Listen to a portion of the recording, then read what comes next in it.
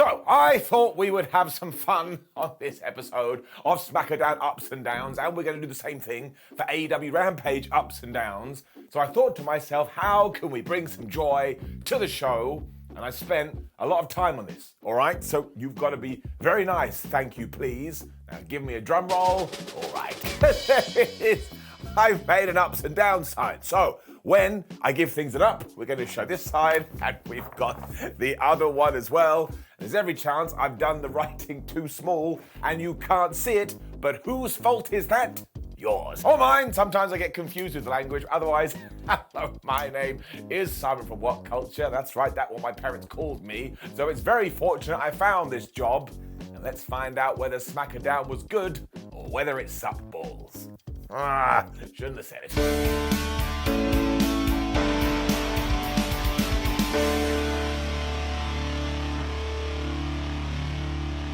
Well, SmackDown started absolutely nuts because before we even got to the intro, we saw this massive car wreck, and then limping away from it was Scarlett and carrying a cross.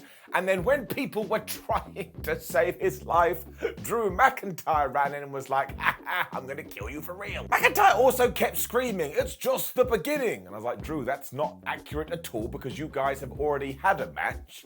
And obviously, this is normal escalation. If somebody sprays you in the face with pepper spray, you then, I don't know, cause a car accident and try and murder them. I mean, that makes perfect sense to me. Actually, no, I'm completely wrong. That makes you insane. And to be fair, we don't know if the Scottish Warrior was responsible for this car incident. I'm going to say he was, but seriously, it is getting an up. Where's my sign? There it is. I didn't think this through at all. However, I bet if Drew McIntyre ever does watch this, he's going to feel pretty good. Michael Cole and Wade Barrett then did say hello, welcome to the show. Wade actually said to Mike, I'm not sure if you've ever been sprayed with pepper spray, Michael Cole. And I was like, there it is.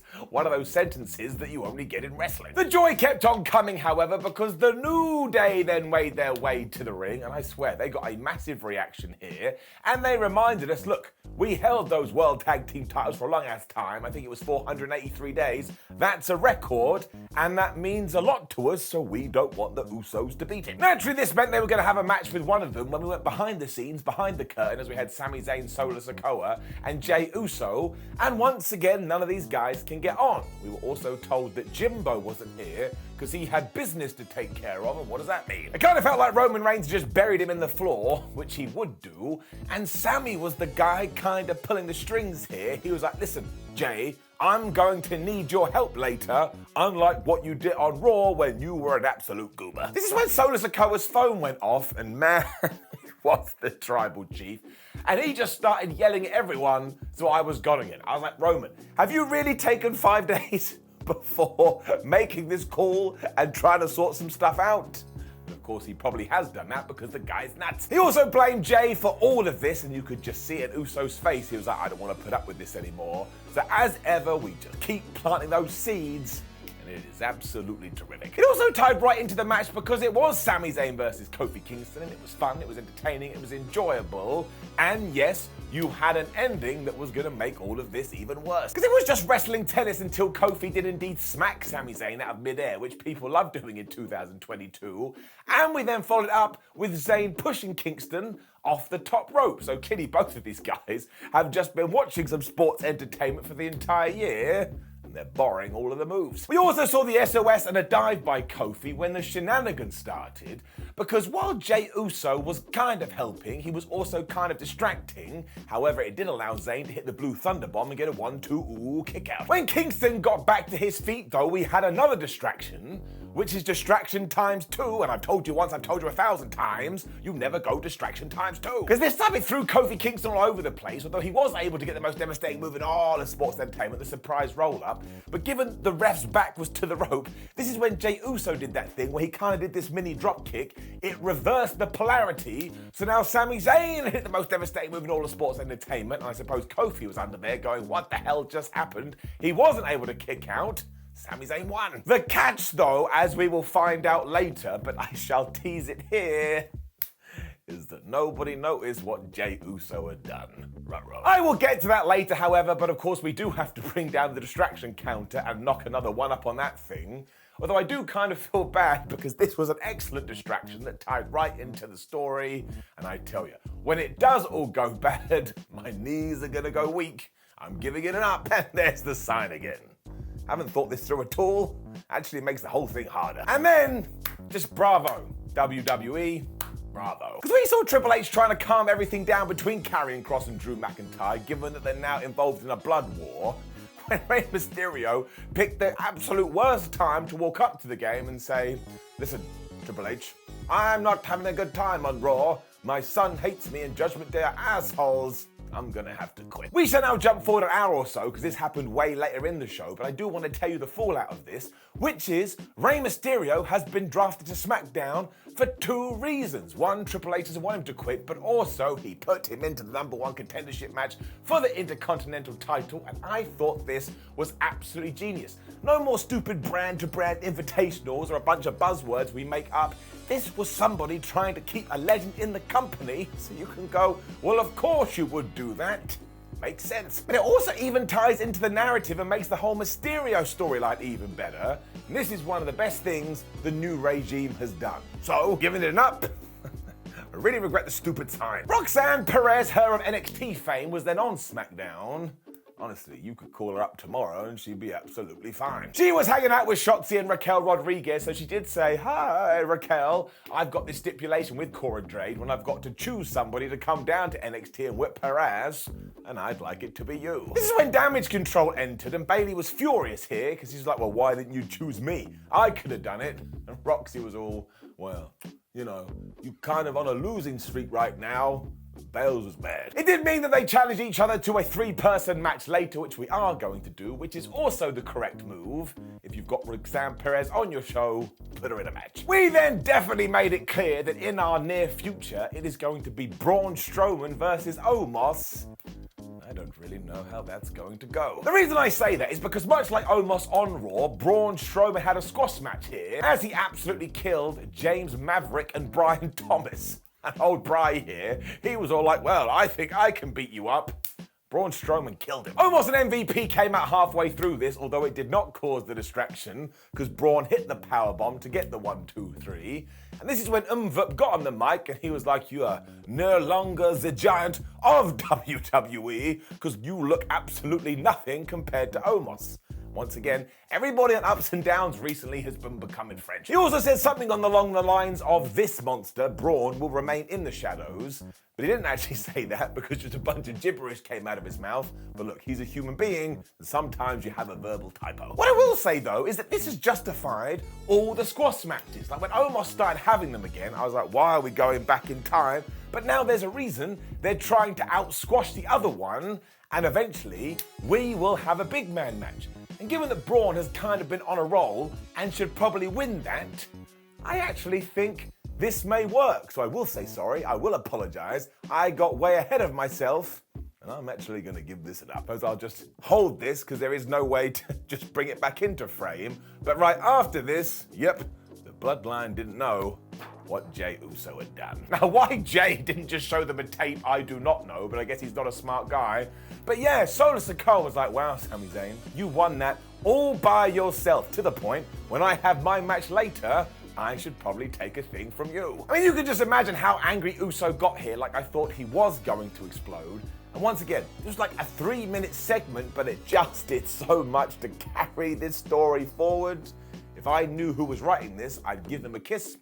That would also be very weird. We then got reminded that Max Dupree had just transformed into LA Knight last week, like he was some kind of transformer. Optimus Prime going, you can do it, LA Knight.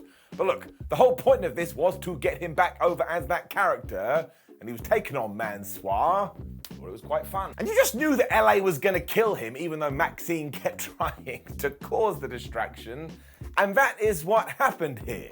And he eventually hit the BTH, DTH, DTH, some sort of a move that he used to do on NXT, and I've forgotten because I'm an idiot, and he got the win. BFT, that's the one, BFT, the big friendly time. And also, straight after this, LA Knight just turned heel instantly. Because he got the microphone, he's like, look, I hate that guy, I hate all of you, I didn't do it for any of you, I did it for me, and I'm putting the whole locker room on notice. and all wrestlers say this, I'm putting you on notice. What does it even mean? And I suppose what could happen is he just starts going up to people and like looking at them, because, you know, you noticed them. And I'm actually quite glad we did do this, because last week, he just beat up the Maximum Male models when all they were doing was posing. I was like, that's not a nice thing to do. And now we understand why. Please do not get rid of Triple M either, because I absolutely love them, to the point, if they won the tag team titles, I would celebrate and buy their summer collection, even though we are in the winter. So I am going to give this an up, because I tell you, there's just something about SmackDown right now, and Raw, because SmackDown's 2 hours, it manages to do it quicker than that. It just feels like everything is rocking and rolling, just introducing so many new characters, and that makes it feel fresh. I am giving it an up. Damage Control then did indeed beat Raquel, Shotzi, and Roxanne Perez, although this probably was the right thing to do, because Damage Control are an actual group. The other people are just a random trio. As we are here too, I do believe we should have another rendition of a WWE Superstars theme. So quite rightly, I've picked Damage Control. Because we got the power, we got the rage, yeah. Control the stage, control the cage, yeah. We got the power, we got the rage, yeah. Control the stage, control the cage. Tears in my eyes. It didn't go that long either, but as I always say, I don't think that's the worst thing in the world, because you should try and shake these things up. And also, the whole point of it was to get every single person in that building and watching on TV to go, well, Roxanne Perez is pretty good, because she is pretty good. She also had a dive onto Bayley at one point, so once again we were like, oh, what's going to happen in the future? When she did tag in Shotsy, and man, she was having a bad night. Basically got her ass whooped by everybody. This was of course done so that Roxanne could get the bit hot tag and ran wild, which she did do, and Shotsy took out everybody with a crossbody. And at the end of this thing, it was Roxy going with Bayley and Bayley going with Roxy, and no matter what Bayley tried to do, she couldn't beat her. So once again, we're turning her into a big deal. She eventually went for the most devastating move in all of sports entertainment, but of course Bales has the experience, so she reversed it into the most devastating move in all of sports entertainment. But this was very much sold as the fact that she had stolen one.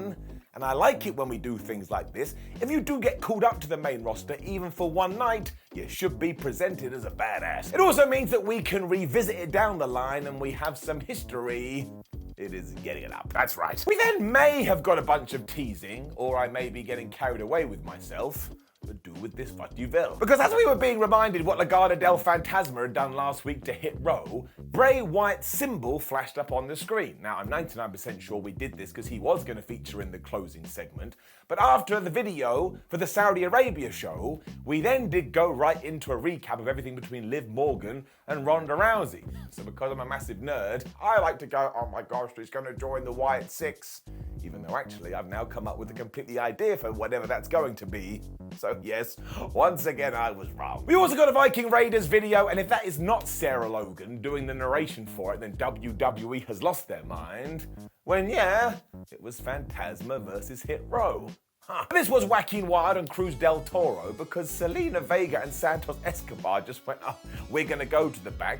And early on, Hit Row was just absolutely wrecking these guys. I mean, they jumped them in the early going, even before ding ding, we had the bell. Even though this had happened, the referee was still like, oh, we'll start the match because I don't care. And once again, Top Dollar and Ashante the Adonis kinda had control until they didn't. This is when Escobar and Vega were like, oh man, we made a terrible mistake. They did return, they kinda did some stuff with B-Fab, and Santos just got properly involved, which allowed Fantasma to hit the Sacrifico, whatever the hell it's called, and they got the 1, 2, 3, and once again, I was like, ha! So then it also has to count as distraction, although really it's straight up interference, but bring down the counter and whack a 1 on it. And there's just something about this that isn't clicking. Now, I do like the fact it ties into the feud they had in NXT, because it rewards you for being a fan and dedicating your time to this. But I also kind of feel like both groups should have got a big win on the roster before they came back together, because that establishes them better. But look, it wasn't bad, and it does feel like we're going into a longer term story here, so I shall be a patient Paul, because I am a positive Pete. Something about it just feels a little bit off. However, like I've said, it's week 1 or week 2. You can't go crazy with that. So I am going to give it an up, but just to let you know how on the fence with this I am, I'm not going to show the sign. That's right. Sonya Deville was then in the back saying, that Liv Morgan, she's such an idiot. So Liv Morgan who literally was stood here. She must have been so close, flew in, and she kicked Sonya's ass. She also finished this off by doing the senton through the table deal, which was pretty damn cool. So once again, I think we have to keep an eye on this because we are turning Liv Morgan into something. At the moment, I don't know what that is. Which brought us to our fatal four-way to see who was the next contender for the Intercontinental Champion. And while it was meant to be Karrion Kross versus Sheamus versus Ricochet versus Sikoa, obviously Karrion Kross had been in a car wreck, so this is when we found out that Rey Mysterio had been drafted to SmackDown, and I tell ya, all of that was so well worked. It was also just another awesome multi-man match from WWE, and they've been doing loads of these recently, and they knock every single one out of the park. There was one cool bit as well when Mysterio noticed that everybody was in a clump, so he just died onto everyone. But we also did this bit where Sheamus faced off with Sikoa, and everyone was like, oh, well, I really want to see that because they're going to kick each other to the hell and back. And we had a standoff and a little sequence between Rey Mysterio and Ricochet, and you can just imagine the noise the crowd made here, because who doesn't want to see that feud? Surprise, surprise, it was fantastic, especially when Ricochet from nowhere hit this Northern-like suplex. It was brilliant. This is when Sikoa was like, no, I'm that one guy. I don't want to see it. He got back in there and he wrecked everyone. We have done such a good job with him. He was even double power bombing people at one point, and Sheamus had to get back in there to break that up when the Irishman went, brr, I'm gonna go crazy now too. And scary fingers, I kind of got the impression here that we may be doing a Sheamus versus Sikoa feud, or at least the Brawling Brutes versus the Bloodline. And if we are gonna do that, sign me up. And the other reason I do say that is because as soon as Sheamus locked in the cloverleaf, here was Sami Zayn and Jay Uso to help out their fellow Us, when of course Butch and Rich Holland also joined the fray, and they started to have a fight. This also left Ricochet and Rey in the ring, and after Mysterio had dropped Ricochet right on his head, he hit the 619 and he hit the Eddie Guerrero frog splash, and he got the 1-2-3, and everybody went nuts because he is now the #1 contender for the Intercontinental title. But then straight away, everybody hushed a bit because they were like, oh no. Oh no, that means he's got to take on Gunther. And once again, who in the hell doesn't want to see this? Because of course you know Dominic Mysterio is going to make his way to SmackDown somehow. So once again, it gets a round of applause. This was brilliant. But then it got topped instantly because wow. Just wow, or wowie wowie, whatever you used to say. Who the flub came up with this? Because it was time for the return to Bray Wyatt to SmackDown, and I didn't see this coming at all. He still makes his entrance through that door, and he's got brand new music. But when he was in the ring, he wasn't a persona, he wasn't a character, he was just Bray Wyatt. The way he was talking, I tell ya, make water come out your eyes. So there was no spooky wooky or no jingly jangly here. He just talked to us like he was a human, and he said that his self-confidence had been hit ever since he was fired, and he's lost friends and he's lost family members, and it left him in a place where he was like, well, nothing I ever did in WWE mattered, until fans started coming to him and saying, no, Bray, it's not true. You saved my life. And that hit him right in the tum-tum. This obviously began a massive thank you Wyatt chant, and I don't know whether Bray was play acting or not, but oh my god, his face just told 1,000 stories, to the point I was like, well, this is the most real Bray Wyatt I've ever seen in my life.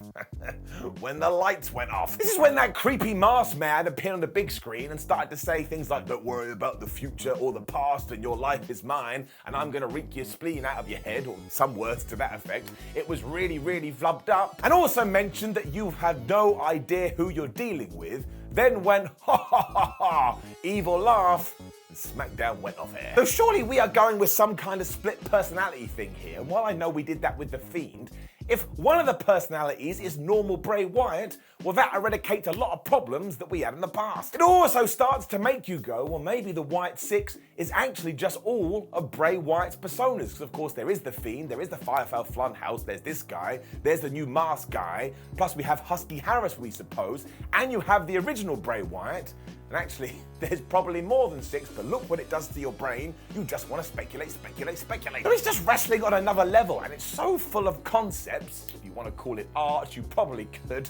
That also makes you and me and everybody a little pretentious, but who the hell cares? It also means when it comes to the sign, I have to throw it away, because I'm not just gonna give it an up, I'm gonna give it a golden up, just because there's something about this that made me look out into a field and go, man, wrestling is just something else. It has some kind of weird power, and this may all work out for the best, because it probably was the greatest iteration of Mr. Wyatt I've ever seen. Which does indeed bring us to the end of SmackDown. As you can see, there are no downs. And I know that I am a positive Pete, as we've already mentioned, but I always try and be fair. But I just thought it was a terrific episode, and I had a rollicking good old time.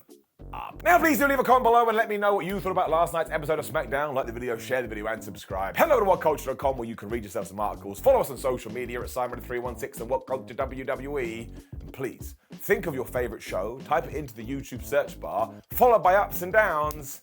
I bet it comes up with something. My name is Simon for WhatCulture, also known as Super Ted. You have a flipping great day. See you soon.